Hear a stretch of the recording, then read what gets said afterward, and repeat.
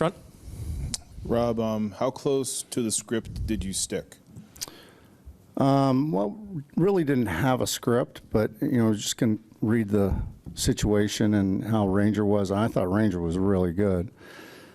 Just thought right there on Ozuna that, we'd stop the momentum, and he ended up walking Ozuna and getting the strikeout on Harris. But and Hoffy's been doing that for us all years, coming in dirty innings and getting out of it. So I just thought that was the time. And can you address the two moments that seemed to, put out the fire, where Sir Anthony had 2 strikeouts to end his inning, and Trey Turner turned that double play? Yeah, that Sir Anthony inning, he gives up a couple of solid base hits, but then he settled in and strikes out Acuna and strikes out Riley to end the inning. That was huge. And the dive play by Trey in the 8th, I guess, to turn double play was unbelievable. Stopped me, nice turn. JT had a good throw and caught stealing. I thought we played pretty well defensively. Corey? Rob, just this time of year, what sort of advantage does it give you guys to have that many high-leverage relievers that you feel comfortable going to in big spots? Yeah, it's big, and especially, with the off days, as I said before the game, we at least had the opportunity to be able to do something like that. But Ranger was really good, but I thought our relievers were really good, and whenever they got into trouble, they worked themselves out of it. So, all in all, great job by our pitching staff. And then what made Hoffman the guy in that spot, and was it a difficult decision at all to remove Suarez, given how he looked the first 3 innings? Yeah, you hate to take a guy out. He's pitching well. He knows he's pitching well. But just because of the off days, it was Hoffman after Suarez, no matter what. Just depending on, just want to make sure we got the right spot for him. Come to the front here. I guess your lineup's known for slug, but just the element of the game, the threat of stealing or being able to, just what that does for your lineup, your team. Yeah, we can do a lot of different things, to score runs, and we've done it all year where we've scored by using our speed and some small ball, and we've also won games by slugging. So, and Atlanta can do the same thing, trust me. So, it's good combination to have. And was it with Strider something that you thought you could capitalize on, pre-gaming, game planning for him? Yeah, it was just, his times to the plate matched up with Murphy, and Murphy can throw, but matched up with his times to second base. We just had some good opportunities there. On the right in the back. Hey, Rob, what can you say about Bryce Harper the night that he had against Strider on a night where he was really coaxing some ugly swings up there? I mean, he gets on base 4 times, has that home run. Yeah, I mean, this is his time of year. This is where he kind of shines, and he's not going to do it every game, but he's come up with some big games for us and made a nice play there in the 9th inning as well at first base. So he doesn't get overwhelmed by the situation, that's for sure.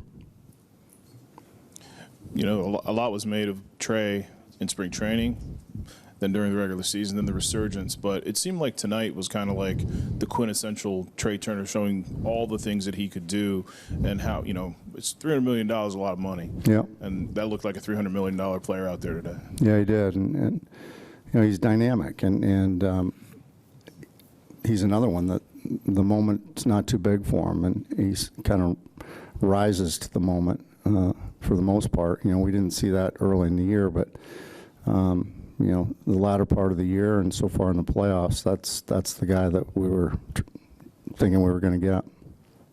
Destiny? Ranger looked disappointed when you were coming to the mound. Did that catch him off guard, and did you have to have a conversation with him after the game, and how is he dealing with that? Yeah, we were contemplating whether to explain it to him before the game. We decided not to. But I explained it to him afterwards, and he understood. But he's a competitor, and he wants to stay in, and he knew how well he was pitching. So I get it. I'm okay with him being disappointed. In the front. Rob, to just take game 1 here and then know that you have Wheeler and Nola potentially going in 3 of the next 4 games if it goes the distance, just how important, beyond obviously wanting to win game 1, was getting off to this sort of start? Yeah, it's always important to win game 1, but I think game 2 is pretty important too. It's kind of a swing game. And you can't you can't let up at all against this ball club because they're good and they can attack and they can do a lot of good things. So we got to stay nose to the grindstone. Take 2 more questions back there. Rob, you mentioned contemplating telling him before the game. Can you just expand on that a little bit? It's obviously an interesting kind of psychological dynamic. I mean, what did you guys kick around, and what led to finally the way you? Well, there's one thought is that you tell them that empty the tank early. Don't worry about going deep. Is that the best message to send them, or is it, hey, just go and pitch your game. Don't worry about it. Just pitch your game. So I decided not to tell him and let him pitch his game, and he did, and he pitched well. And then he's disappointed to come out. And all moves are scrutinized this time of year. I get it. If that didn't work out, it'd be scrutinized. So, but it is what it is, and you got to make the best decision in your mind that you need to make. Final question here in the front. 2 things. Number one, I mean, you've got Wheeler and Nola going next. I mean, you must feel pretty good about that. Number one. Number two, this team, you're a wild card team. You beat a historically good offense in their park. What is it about this team that just sort of like ignores all the stuff and, sort of perseveres and does what it can do? So, first question, yes, I'm happy that Wheeler and Nola are going the next 2 games, but again, you can't take anyone for granted. I mean, those guys got to pitch and we got to play.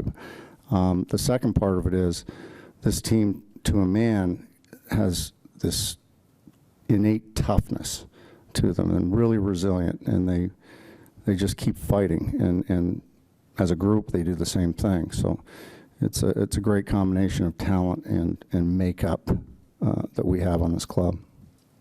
Thanks a lot, Rob. Thank you.